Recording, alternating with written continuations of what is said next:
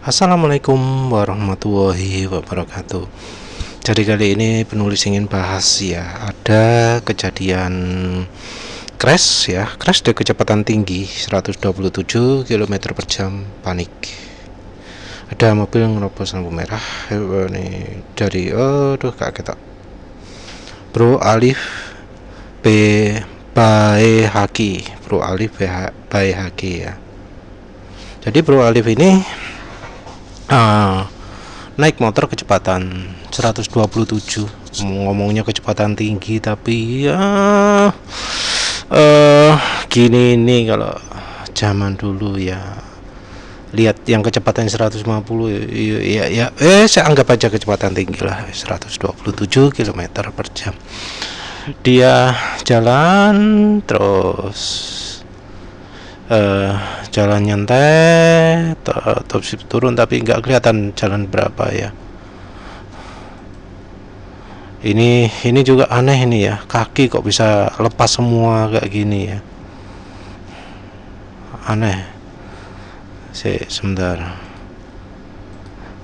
gini udah nyantai, mau lampu merah jalan lebih pelan, tapi ini aneh ya, kaki buka, ini ngapain ini nggak bagus nih, betul-betul nggak bagus kalau berkendara kecepatan segini terus kaki dilepas dari rem, itu nggak bagus ya, entah siapa yang ngajari.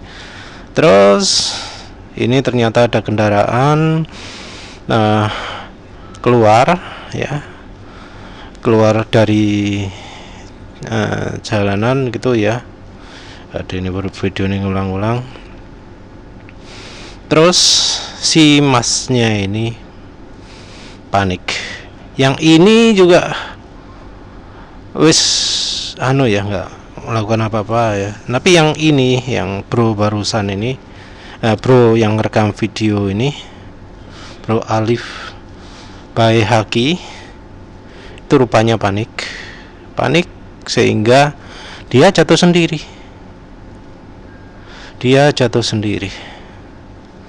Padahal ya jaraknya ini lumayan jauh ya. Jarak ini lumayan jauh kalau kita lihat, ngerem dari mana ini? Nah, dari sini ke sini kira-kira jauh lah ini ya. Ini jauh berapa lampu ini? Jarak lampu mungkin sekitar, tapi kalau menurut penulis ini jaraknya masih termasuk jauh ya. Dan ini jatuhnya lebih karena panik, bukan karena mobilnya ini, tapi dia panik. Dia nggak tahu apa yang dia lakukan, tapi terus dia jatuh. Ya ini seperti yang penulis bicarakan sebelumnya ya. Kalau orang-orang itu ya, yang ya sering ngebut gitu ya, kadang kalau ada yang menghalangi jalan gitu, terus kalau pas lagi jalan terus ada tiba-tiba yang menghalangi jalan gitu, pasti marahnya nggak karu-karuan gitu ya. Kenapa marah nggak karu-karuan? Karena bagi mereka aksi mengerem mendadak itu adalah sesuatu yang membahayakan, karena mereka sendiri nggak kalau ngerem itu pasti resiko jatuh. Dan ini salah satu contohnya. Yang bro depan ini padahal nggak ngerem, nggak apa-apa, nggak ada masalah apa-apa, toh dia kecepatannya udah turun, mungkin kecepatannya paling ya cuma 100 atau kurang, malah 90 gitu ya. Tapi yang jadi penyebab bro ini jatuh itu adalah ketika dia tidak bisa tidak bisa melakukan kontrol dengan baik.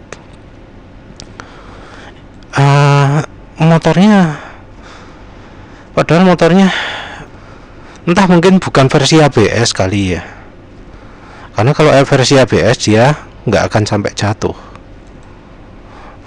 Tapi ya buktinya dia jatuh ya. Ini Yamaha nggak ada yang ABS ya. Ya, ada yang ABS nggak? Lupa, rasanya nggak ada.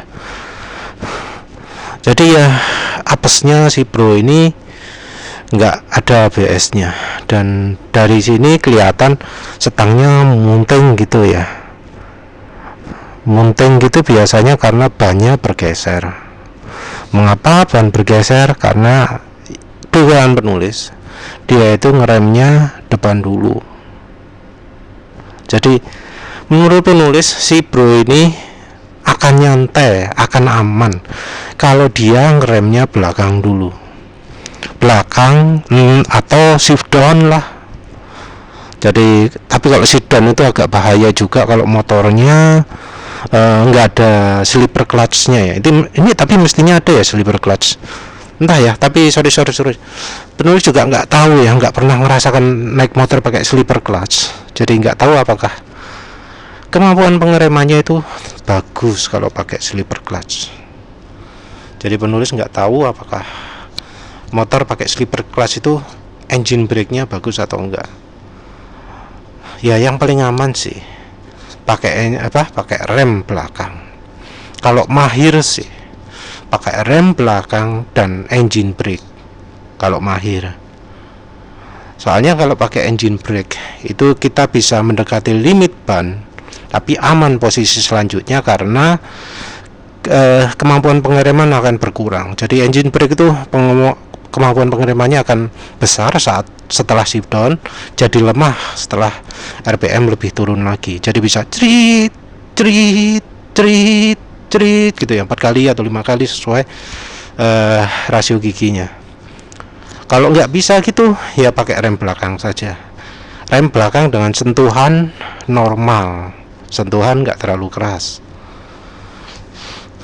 Terus setelah motor jadi nungging ke depan karena pemakaian rem belakang ini, baru mulai pakai rem depan.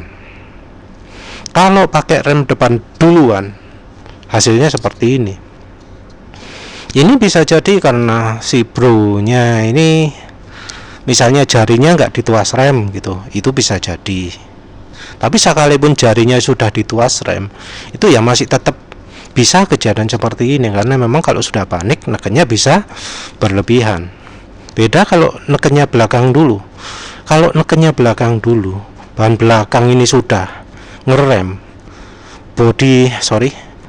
walau bodinya ini anggap aja ada mengangguk ke depan, belakang ini jadi kuncian untuk membuat motor itu tetap lurus. Jadi ketika ban belakang ngegrip mengeluarkan kemampuan pengereman, motor akan dipaksa tetap lurus oleh ban belakang. Begitu dipakai rem depan, depan sudah stabil, ban depan gripnya juga sudah besar karena bobot sudah pindah ke depan. Jadi ya ini Bro-nya mungkin apes karena pakai motor yang nggak ada ABS-nya ya. Kalau sekarang ya kalau ridernya nggak punya kemampuan pengereman, wajib banget pakai ABS.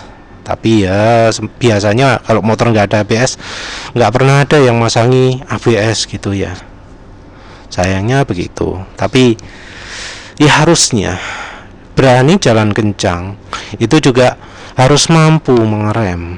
Jadi jangan belajar bisa jalan kencang toh, mengerem dari kecepatan ya banter-banter motornya pun harus dipelajari. Jadi kalau motornya mampu jalan 150, motor kayak gini mestinya 150 kan jalannya, itu juga ridernya juga harus mampu mengerem dari kecepatan itu. Jangan sampai kejadian kayak gini lagi. Yang depan ini kakinya begagah keluar, ini juga salah ya, nggak bagus. Karena ya itu tadi untuk membantu rem belakang. Ini yang depan ini wis cuma mengandalkan setang tok ya, jadi mengandalkan kemudi tok. Dia kalau ngerem nggak akan berani, nggak pakem banget gitu ya. Tapi ya tentu kalau mengerem terlalu mendadak juga bisa jadi bahaya, karena rider belakangnya barangkali refleksnya nggak bisa nututi, nggak bisa mengikuti. Belum lagi kalau kemampuan yang belakang juga payah rem belakang pengeremannya. Jadi ya ini bisa jadi pengalaman bagi yang lain ya. Jadi kalau ngerem, coba belajar lah. Kalau misalnya ngeyel pakai depan dulu, belajar pakai teknik squeeze. Teknik squeeze itu adalah teknik pertama itu lembut, terus makin lama makin keras, makin keras sampai limit ban itu tercapai. Itu kalau ngeyel pakai rem depan tok aman gitu ya. Harus belajar squeeze. Kalau nggak belajar squeeze, teknik nekennya dipakai konstan, nggak dirubah-rubah, antara telat, jadi motornya itu nggak berhenti-berhenti, atau terlalu kuat jadinya jatuh. Antara jatuh dan ngeremnya telat, nggak bisa maksimal. Jadi ya penulis tetap berpendapat kalau ngerem belakang dulu untuk membuat motor itu stabil, satu, untuk membuat ban depan gripnya lebih besar, dua. Jadi ada dua alasan itu. Ya silahkan lah wis, coba bandingkan sendiri ya.